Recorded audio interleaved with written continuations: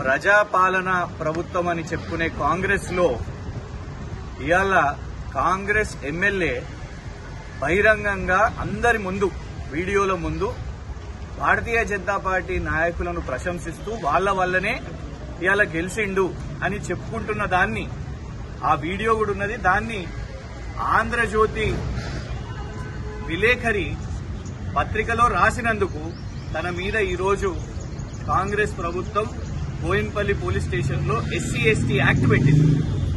తోటా సుధీర్ అనే ఆంధ్రజ్యోతి పత్రికకు చెందిన విలేకరి తన వృత్తి ధర్మం పాటిస్తూ జరిగిన అంశాన్ని కాంగ్రెస్ ఎమ్మెల్యే కంటోన్మెంట్ లో శ్రీ గణేష్ బీజేపీ నాయకులను ప్రశంసించారు, మీ వల్లనే గెలిచినాము అని చెప్పిన ఏదైతే ప్రకటన ఉందో దాని తర్వాత కక్షపూరితంగా మరి తన మీద 353 BNS మరియు SC/ST యాక్ట్ ని ఇవాళ బోయిన్పల్లి పోలీస్ స్టేషన్ లో ఆ విలేకరి మీద పెట్టడం చాలా దారుణం.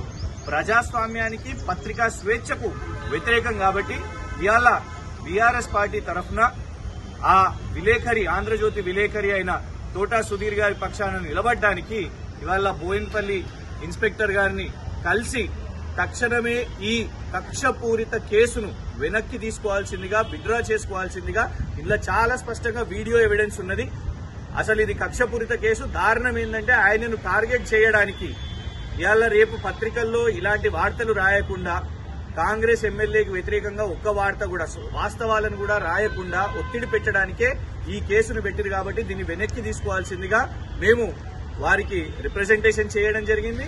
రానున్న రోజులు కూడా మేము విలేకరులందరినీ కూడా రిక్వెస్ట్ చేస్తున్నాం, ఈ కేసుని వెనక్కి తీసుకునేంత వరకు కంటోన్మెంట్ లో ఉన్న జర్నలిస్టులందరూ కూడా దయచేసి ఐక్యంగా పోరాటం చేసి వాళ్ళ సోదరుని కోసం, తోటా సుధీర్ గారి కోసం పోరాటం చేసి పోలీస్ మరియు కాంగ్రెస్ ప్రభుత్వం తక్షణమే తన మీద పెట్టిన SC/ST కక్షపూరిత కేసుని వెనక్కి తీసుకోవాల్సిందిగా డిమాండ్ చేస్తుంది.